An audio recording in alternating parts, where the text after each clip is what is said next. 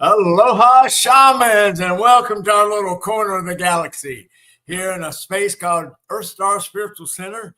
We are located in Greensboro, North Carolina, United States of America. So thank you for joining us here tonight and being with us on this beautiful autumn day. And tonight we're going to speak about some shamanic life coaching and especially about the journey of grief. So thank you to my long time, one of my bestest friends, went to high school together, lived right next door to each other's kids. And oh my gosh, we played sports, hung out, did all kind of crazy things. Greg turned out to be an ordained minister too, like I am, and also one of our other friends. So it's something that all three of us in the neighborhood turned out to be ordained ministers. So Greg, thank you for being with us tonight. And thank you for sharing your time and your perspectives on the journey of your grief. Sure. Glad to do it. Good. And let folks know that you are a Methodist pastor, right, in South Carolina. Even though you did go to Southern Baptist Seminary, you decided to go and do the Methodist thing because we're all talking about God, so it works out nice. Right.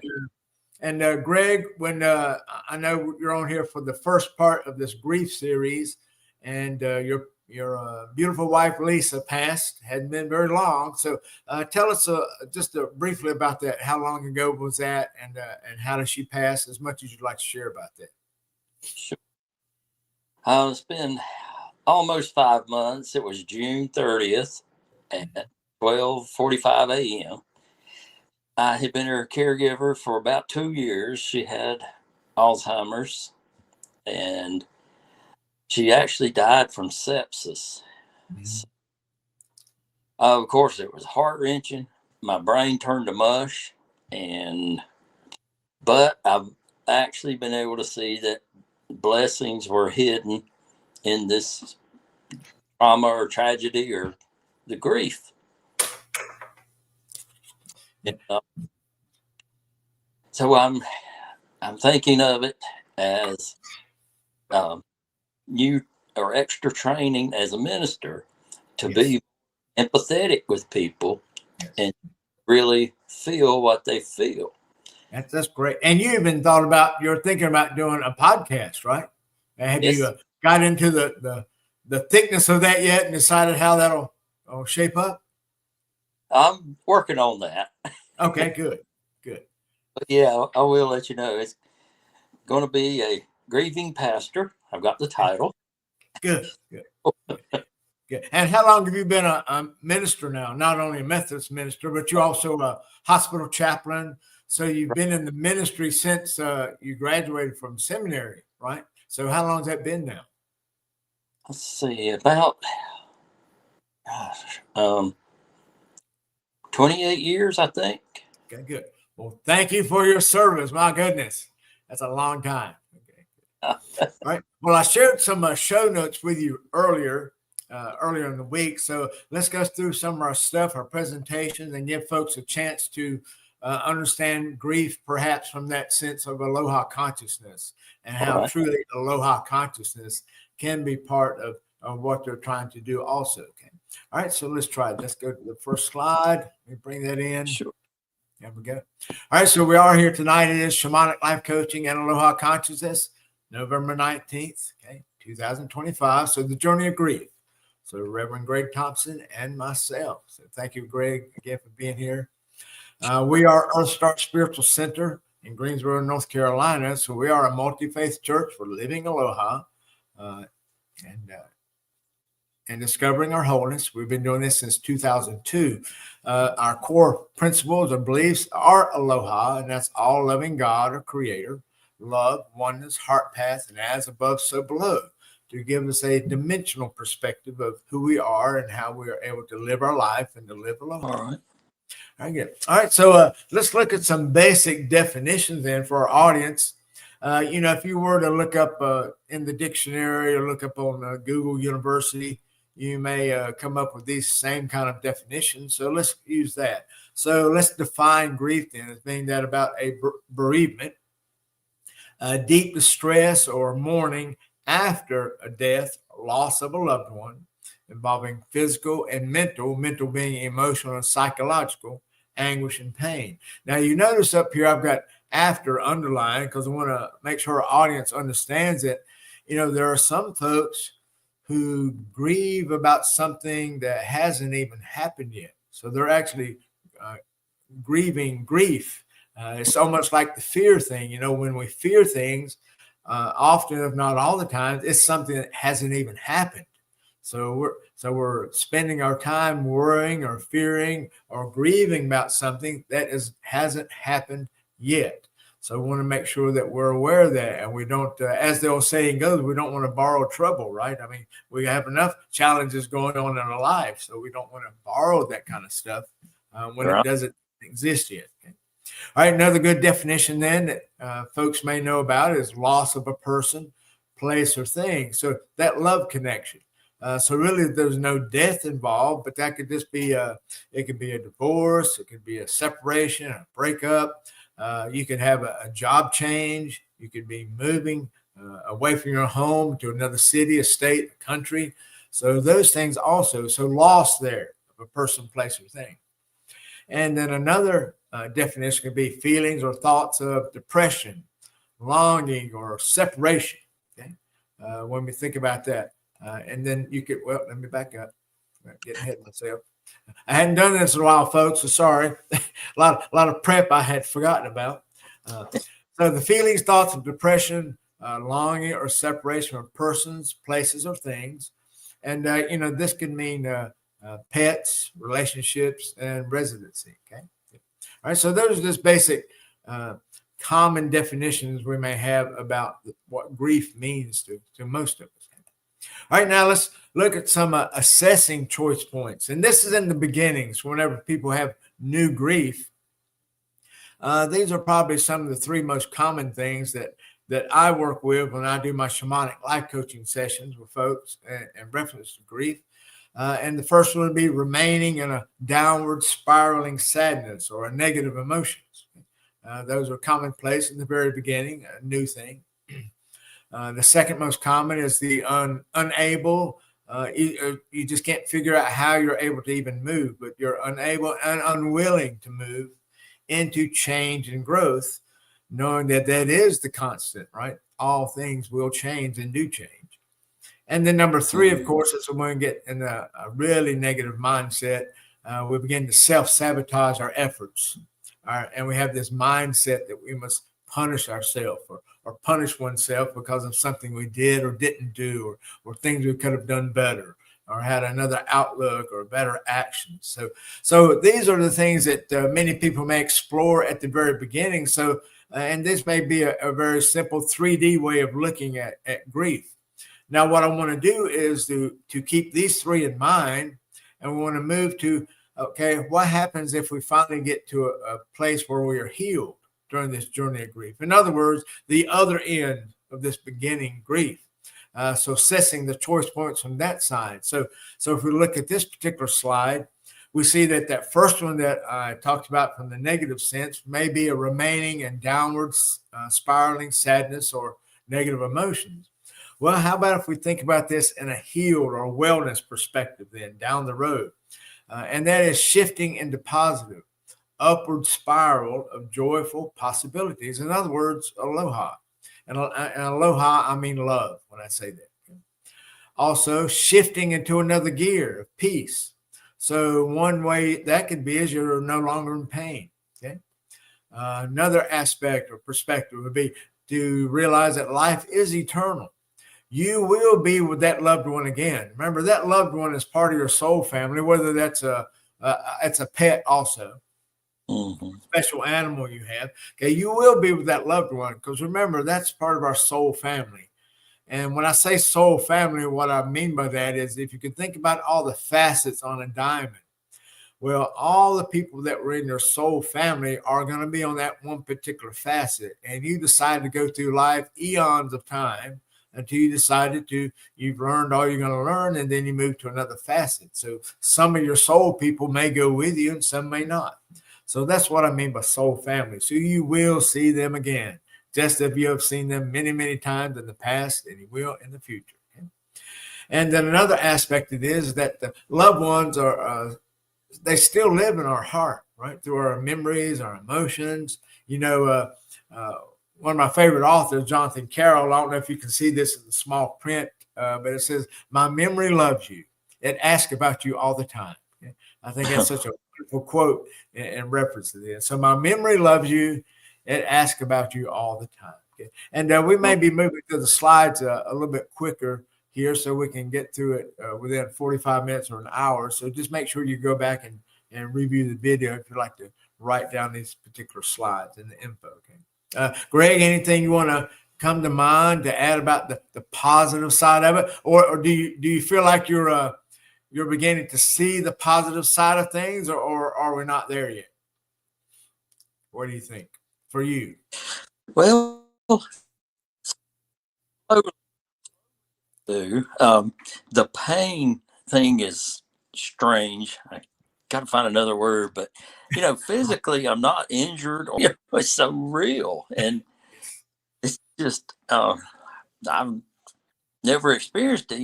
My mom and daddy have both passed, but it was not this intense, and yes, but the pain thing is just wild. Yeah. And do you think is it a physical pain or more mental and emotional, psychological?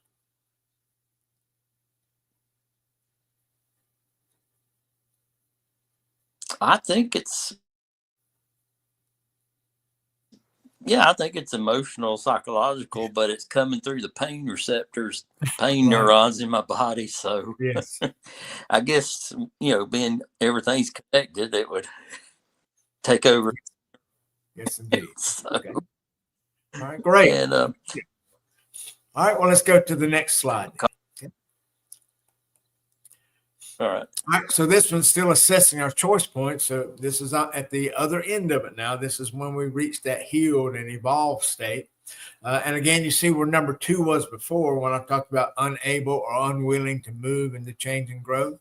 So if we think about this in a more positive, evolved, healed mindset, heart set, we can think about self-motivating mindset or heart set to embrace change and growth for opportunities of love and joy. Again, aloha. So when those opportunities come along, are we ready to take advantage and use those opportunities, or do we remain closed off? Okay? So be aware of that.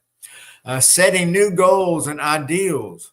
So in other words, you're creating space for love, for aloha, for joy and peace and happiness, right? So make sure we set some new goals and ideals. Remember, you're not the same person. You've had a very traumatic experience, and we're trying to heal from that. So make sure we set some new goals at some point about that. Honoring self, to live and love again. And this is a reference to people, places, and things. So remember, you're going to live and you're going to love again. So just remember that opportunities will be there for that. And being attentive to these opportunities, again, from the sense of you want to make new memories. Now, I know you love your older memories, but let's make some new memories because remember, you're going to be a different person. Remember, within the hour that you watch this video, you're going to have traveled literally 500,000 miles. Remember, in the greater galaxy that we live in, it rotates 500,000 miles an hour, and then we're moving through space 500,000 miles an hour. So in the period of this hour of watching this video, your energy has changed 500,000 miles. So yes, you're a different person, different energies going on. Now, I got a favorite quote here from Zig Ziglar in reference to this is you don't drown by falling out of the boat. You drown by staying in the water. Okay? So Zig Ziglar, motivational speaker. So you don't drown by falling out of the boat. You drown by staying in the water. So allow yourself to get out of the water at some point during your healing exercise or your healing journey. Okay. All right, now let's look at number 3.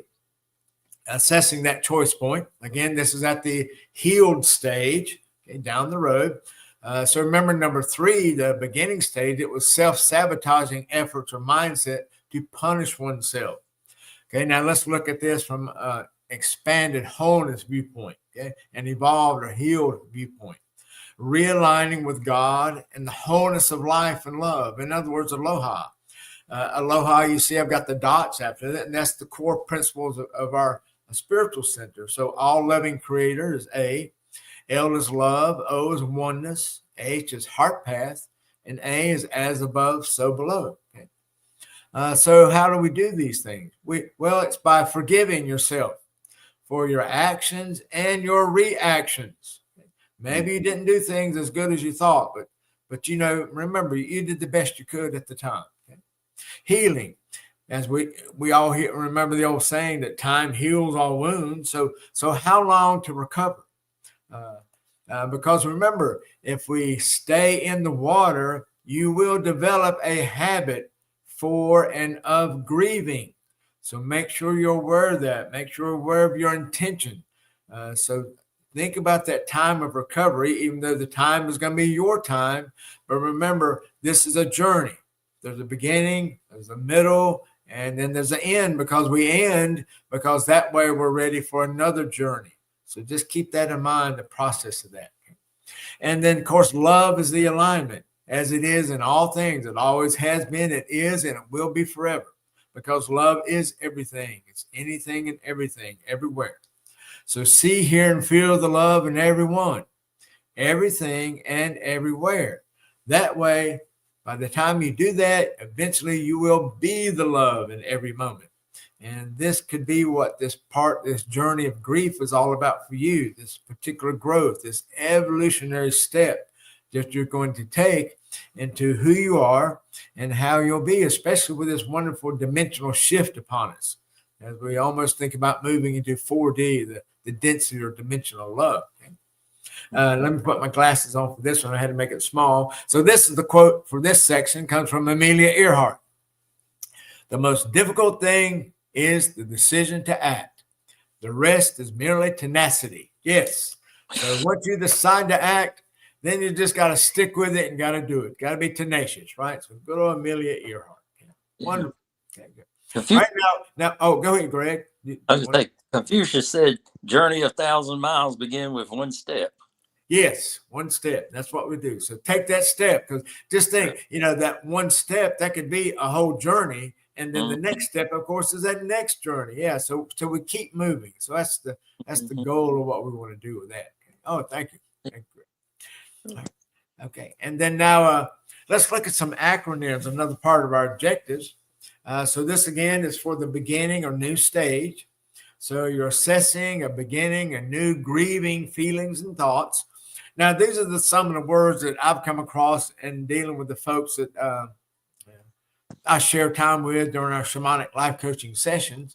So when we think about the word grief, so GRIEF, and make an acronym out of that, some of the main words that come up for that, and remember, this is the beginning at the new stage. This is a recent experience you've had with grief, whether it's a person, place, or thing. So with G, we've got gloom and doom. Okay, got glum and guilt. Boy, guilt's one of those big ones. Okay. Mm-hmm. R is regret, remorse, repentance. Repentance in the sense of atonement, right? You want to atone, thinking that you have sinned in some way against yourself or that person, that you didn't do everything you possibly could have. Yeah? I would be incompetent, inept, insulting. Now, insulting is toward you. That's the could have, should have, would have stage, that type of thinking. E is emotions, excuses, exhaustion, right? You are physically, mentally, spiritually exhausted caretaking for someone, especially if this has been a 6 month, a year, 2 year, 3 year, a decade process. So give yourself some grace for all the exhaustion you went through. Okay? And then F, of course, failure, fault, and fear. So these seem to be some of the larger and most prominent words when I deal with people and helping them to see their journey as far as new feelings and new thoughts. Let me show you the next slide then. So if you will, go ahead on a piece of paper and just write down G, R, I, E, and F. Okay. And that way, and then if you want to use some of these words that I've already used, you certainly can use those words for your acronym. but also try to come up with some personal words that you can think of as far as when this being a new thought, a new feeling for you. Greg, did you have any particular words for you on this one that you could think of? Yeah. On I wrote isolation. Yes. Yeah. And then E, I did empty.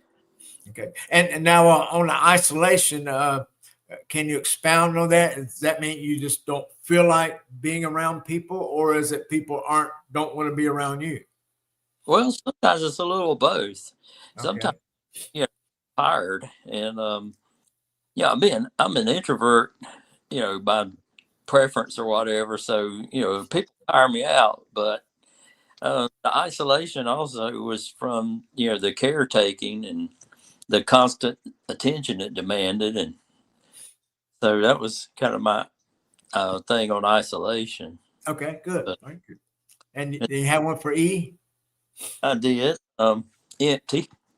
Yes. Now that's now I don't want to offend the Buddhist in the audience because empty's a positive thing, but for me, I guess it was a type of emotionally how I felt, with Lisa passing. I said my brain went to mush, and so talking with my counselor, I found out that neurologically that's fairly accurate because all the neurons that I had built up with Lisa over 38 years are not functional anymore. So there is kind of that emptiness. Yes. And then frustration was my F one. Okay. Frustration with myself, frustration not being as patient as I should, and all those things. And so there is a lot of the self beating up. Right. Yes. So is that the woulda, coulda, shoulda thing kind of phase, or? right, Yes. right. But now G and R were both guilt and regrets. So so very similar. Yeah. Right. So that jumped out at me. So, but yeah, this was helpful to, write it down. Yes. Very helpful. Yeah. And and when you start your grieving podcast, The Grieving Pastor, feel free to use that and help people get through it. Because like you said, it's when we write things down, we're able to ground it, and that way we really study it. So that's a great idea. Okay. All right, let's go. Let's move to the next one then. So remember that was the acronym for the beginning stages. Now let's move to an acronym for your when you reach an ascending or an evolving stage, involved with healed feelings and thoughts. So some of the words that I encourage the folks that I share the time with in the coaching sessions from GE to think about gentleness, think about goals, and grace. Oh, grace is a biggie. I mean, goodness, give yourself grace. What you have gone through, that is a very difficult time. I mean, it's just such a sadness there. But just remember, we're trying to define the evolving healed stage, because remember, we don't want to stay in the water like Zig Ziglar talked about. We want to get out of that water, and we want to get back in that boat again and make some new motion. Okay? R was realignment, remembrance, and renewal. I, insights, inspiration, and intuition. So really allow that intuition to kick in, because remember, that's your connection with God. That's your cell phone to God. So use that often and trust that. E, think about our eternal nature. As I mentioned earlier, you will see them again. They're part of your soul family. So evolving, because we're always evolving. Remember, just like we're moving 500,000 miles through the galaxy in this 1 hour, you're evolving in mind and spirit also, and heart. Excitement. I say excitement because that's how we live our passion. So follow your excitements. Your excitement is your passion. So follow that. And when your passion comes back up, I know a lot of times, my dad, when my mom passed, and he lived about 11 years longer than she did. So what happened is, he was a musician. played a lead guitar. Well, you know, after Mom passed away in 2009, it's like he just didn't want to play the guitar anymore. So I would try to go over there and get him to play. Say, hey, Dad, how about playing that particular song I used to like you play? And he would get out his guitar and play. And you could tell he just felt good playing because it just brought back such good memories. So make sure you help people to, and for others that do this, you know, find your excitement again, because that opens the door to your passion. Okay. Mm-hmm. And then F, of course, is focus. Change your focus because your focus has changed. Okay. And then forgiveness. You know, that forgiveness, that's a big one. And remember, it's not so much about forgiving other people. We want to use the shamanic approach to that. And that is forgiving yourself, because that really is from the shamanic way. That's the only way you can forgive. Remember, we have created a life. We're like the casting director in a movie. We've asked all these people to come into our life. And, you know, we really can't complain when they do exactly what we've asked them to do, to help us to learn these wonderful lessons. And they provided that lesson, right? Now, some did a little bit better job than we thought they should have. But anyway, that's another thing.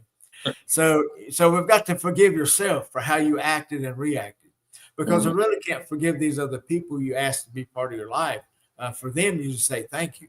And that is the clearing. That's the blessing way, when we tell them thank you. So forgive yourself for how you acted, reacted, remember, or the things you thought you could have, would have, should have done. Okay. And then also think about freedom.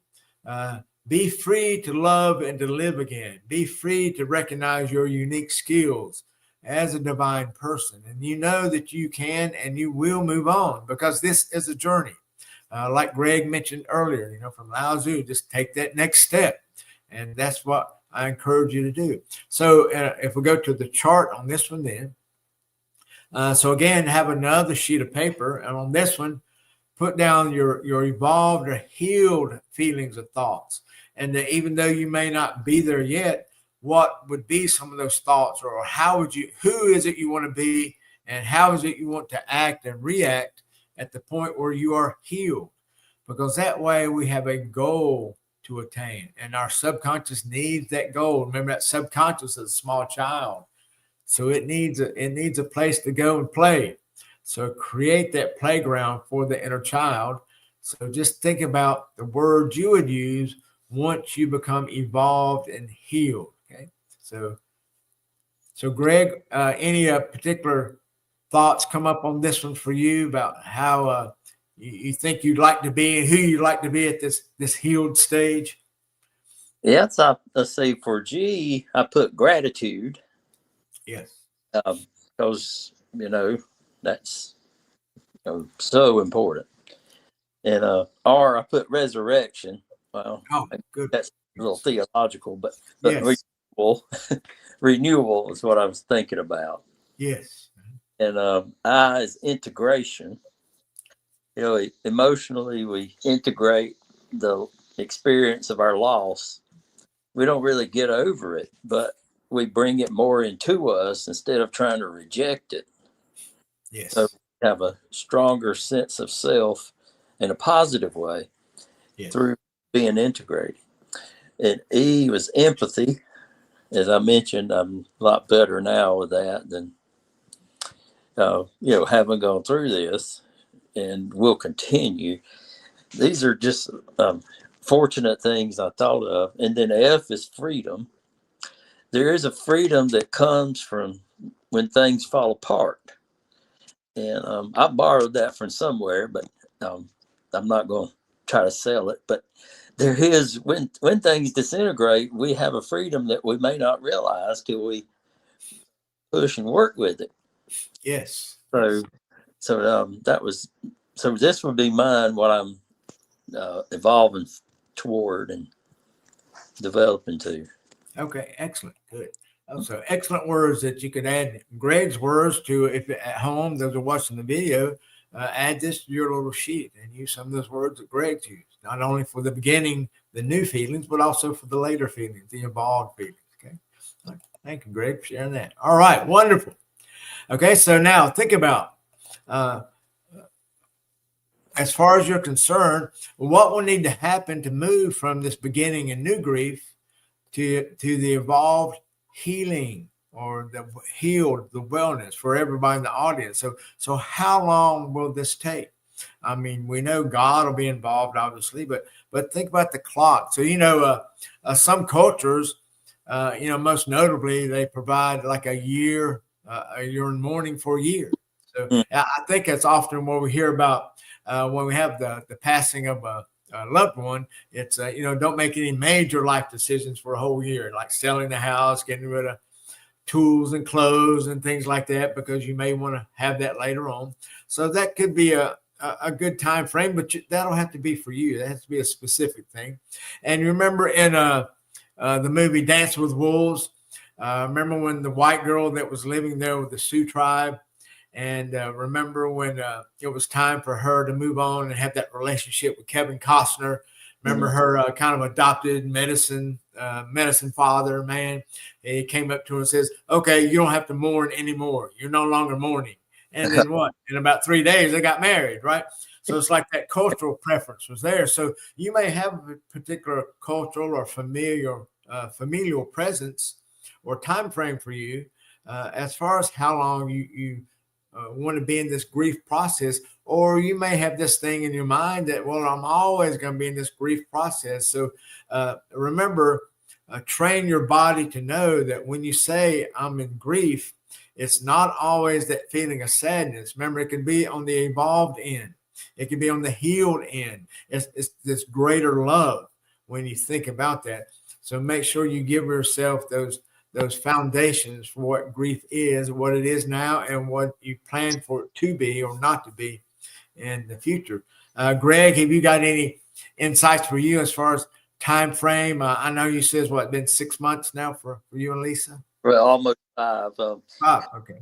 I'm I counsel to wait a year before I do anything major, because I think that's wise. And yes. Even though I might want to do something anyway, I'm cooling my heels and working through the grief process, and yes. also trying to see God's will. And, yes. Exactly.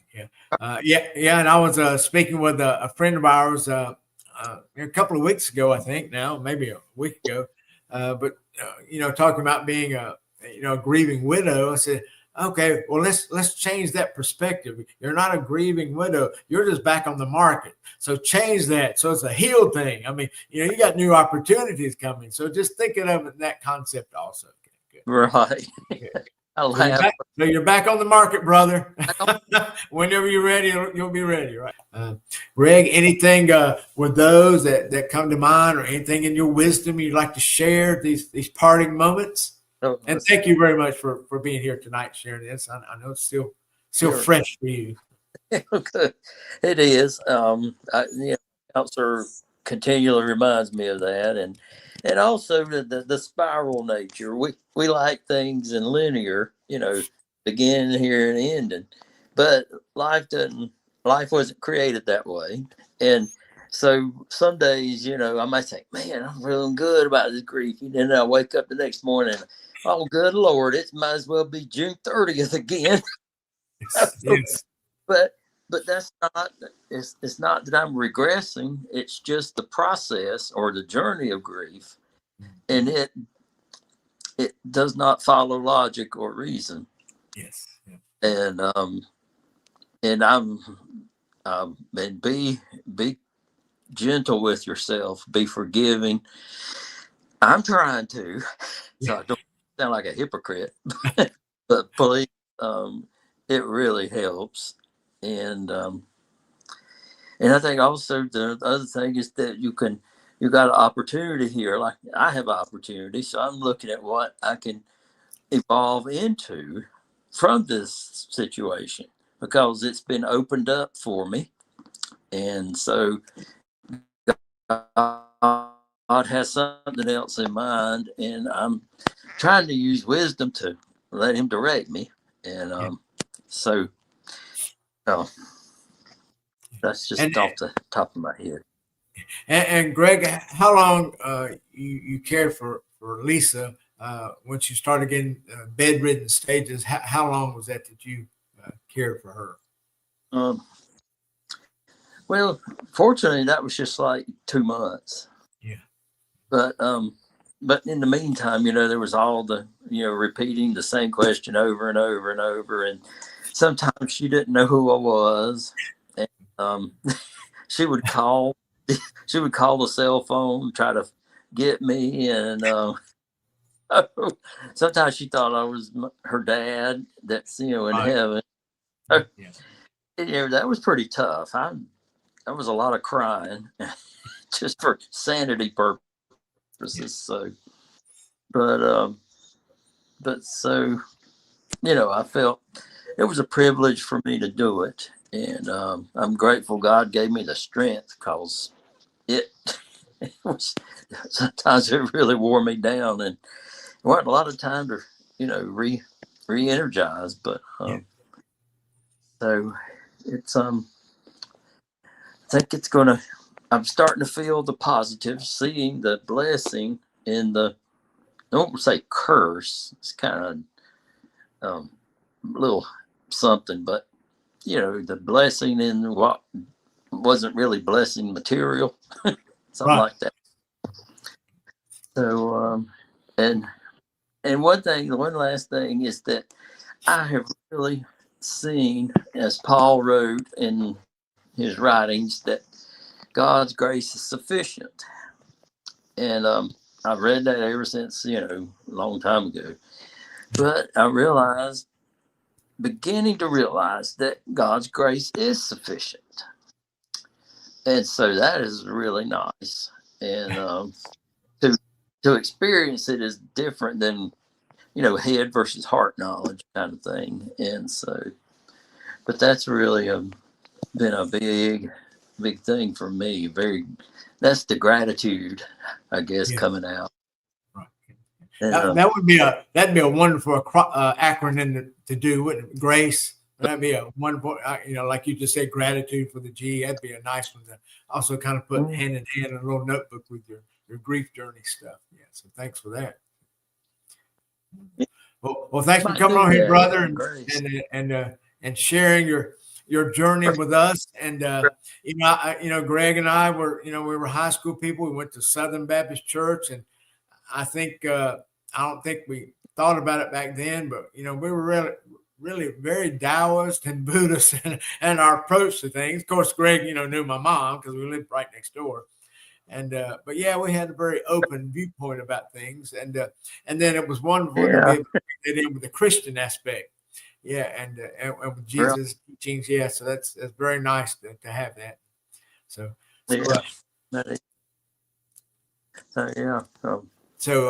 take care, brother. And when you make sure you come back up this way, stop in. We'll do a meal or have coffee and some cheesecake. And just keep talking about things and keep phoning, doing video chats whenever we can. And now, for folks in the audience, if you'd like to schedule a time with me for shamanic life coaching, you can just call. I'll after the show, I'll go ahead and put all the links in it. But also for Greg, if you'd like to contact him, Greg, you may put your email. Right, that'd be good. Right. Yeah, if people want to contact you and have any follow-up questions or anything.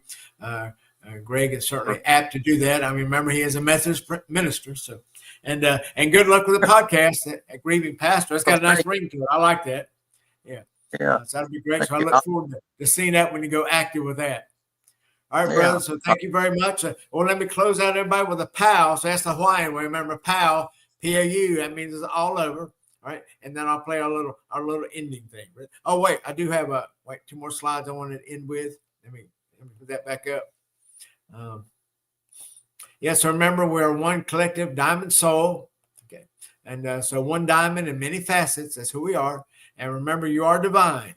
You are awesome. You're beautiful. And you are perfect. So just remember that. Okay. All right. Now let's do on 3. We'll do a POW. Ready? 1, 2, 3. POW. All right. And aloha. Thank you, Greg. Aloha, brother. Thank you, Phil.